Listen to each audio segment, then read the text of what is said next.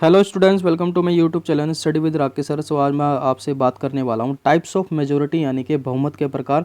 11th class के students को और काफ़ी स्टूडेंट्स को क्या प्रॉब्लम होती है कि अगर बिल को पास करना है या मान लीजिए राष्ट्रपति को हटाना है, राष्ट्रपति के अगेंस्ट में इम्पीचमेंट लेके आना है, लोकसभा के स्पीकर को इलेक्ट करना है, ठीक है, तो या कॉन्स्टिट्यूशनल अमेंडमेंट करना है, तो उसमें किस प्रकार की मेजोरिटी चाहिए। So let's start the video. So there are 4 types of majority. Simple majority यानी कि साधारण बहुमत, एब्सोल्यूट मेजोरिटी यानी कि पूर्ण बहुमत, इफेक्टिव मेजोरिटी यानी कि प्रभावी बहुमत, और स्पेशल मेजोरिटी यानी कि विशेष बहुमत। इसको हम सब एक एक करके क्या करेंगे, डिस्कस करेंगे। तो बच्चों यहाँ एज इट इज़ इंग्लिश में लिखा हुआ है और एज इट इज़ यहाँ पे क्या लिखा हुआ है, हिंदी में भी लिखा हुआ है। बच्चे इसको पॉज करके रोक के देख सकते हैं, ठीक है। लेकिन आप सुनेंगे तो आप, मेरे को लगता है बहुत इजीली आपको अच्छे से समझ में आ जाएगा। सो फर्स्ट हम डिस्कस करें सिंपल मेजोरिटी। देखिए बच्चों, सिंपल मेजोरिटी के लिए हमें क्या चाहिए, 50% ऑफ मेंबर चाहिए प्रेजेंट वोटिंग। देखिए बच्चे, मान लीजिए लोग, हम सारे एग्जांपल अभी लोकसभा के ही लेंगे।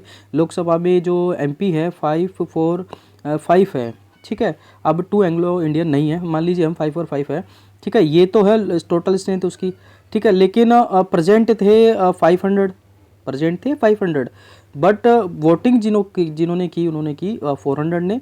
तो 400 का 50% कितना होगा बच्चों, 200।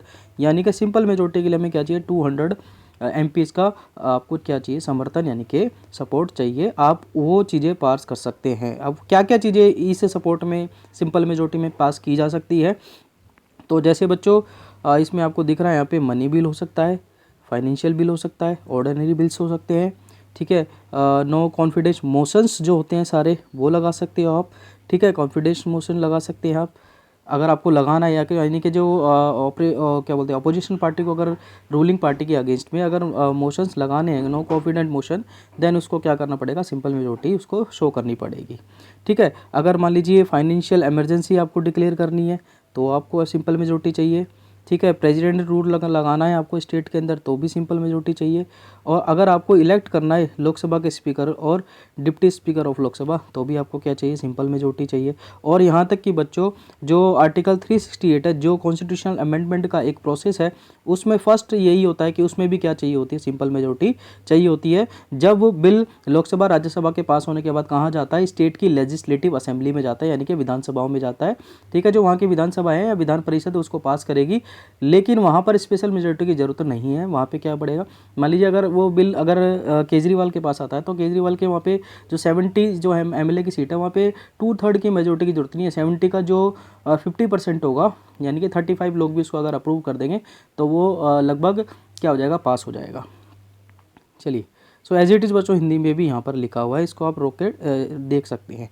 नेक्स्ट हमारी एब्सोल्यूट मेजोरिटी। सिंपल सी है बच्चों, एब्सोल्यूट मेजोरिटी कौन सी होगी, 50% ऑफ द टोटल मेंबरशिप। यानी कि मान लीजिए 545 किसके मेंबर है, वो लोकसभा के। अब इसका 50% कितना होगा, 273 होता है, 272.5, तो हम मानेंगे 273। यानी कि 273 जिसकी सीट, जिसके एमपी होंगे, वो क्या कर सकता है, सेंट्रल गवर्नमेंट बना सकता है, लोकसभा का निर्माण कर सकता है। चलिए, नीचे भी बच्चों एज इट इज लिखा है, यानी कि यहाँ पे एग्जाम्पल जो है वो लोकसभा का एग्जाम्पल है। यानी कि मान लीजिए अगर मोदी सरकार को अगर वो बनानी है फुल मेजोरिटी की सरकार, यानी कि जो मोदी सरकार है वो क्या है, फुल मेजोरिटी की सरकार है, 272 प्लस है उनके। चलिए, इफेक्टिव मेजोरिटी है बच्चों। इफेक्टिव मेजोरिटी में हमें बिल्कुल भी कंफ्यूज नहीं होना। इफेक्टिव मेजोरिटी में क्या होगा, मान लीजिए 545 मेंबर थे किसके, लोकसभा के। 5 में से 5, मान लीजिए यहाँ मैंने एग्जाम्पल 10 का लिया है, मान लीजिए 10 है, यानी कि 535, यानी कि 535 मेंबर जो 10 तो वैकेंट हो गई, क्या होगी बच्चों, वैकेंट। वैकेंट का मतलब होता है सीटें खाली हैं। 545 में से 535 तो सीटें खाली ही है।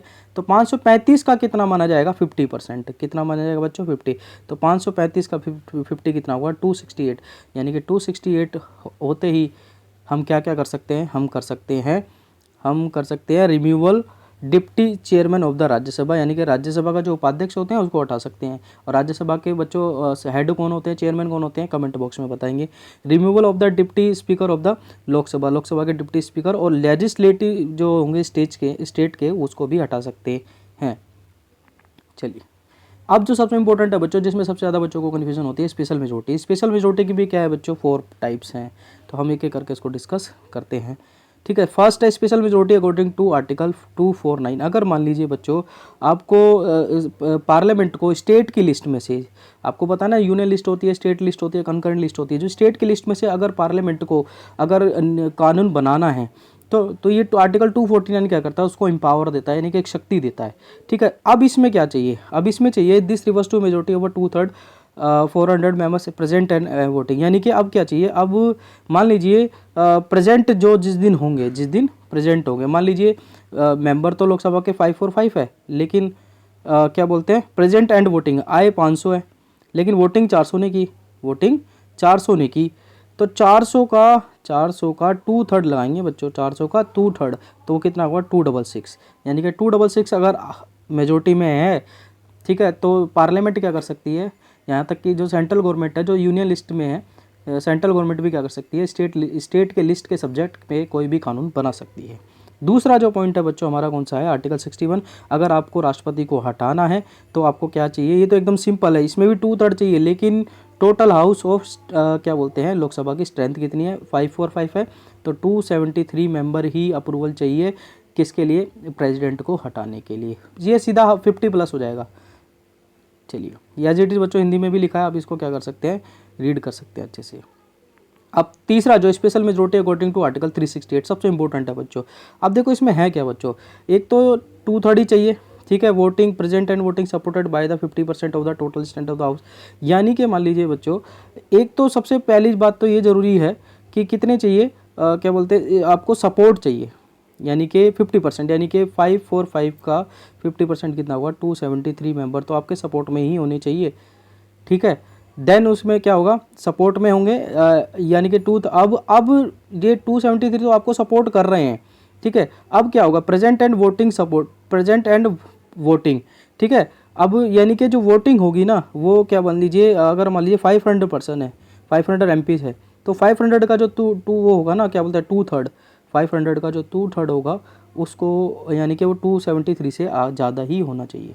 चलिए, तो ये क्या है, ये सबसे इम्पोर्टेंट वाली है। अब अगर ऐसा होता है तो आप क्या क्या कर सकते हैं, आप कर सकते हैं कॉन्स्टिट्यूशनल अमेंडमेंट कर सकते हैं, संविधान में क्या कर सकते हैं बच्चों, संशोधन कर सकते हैं।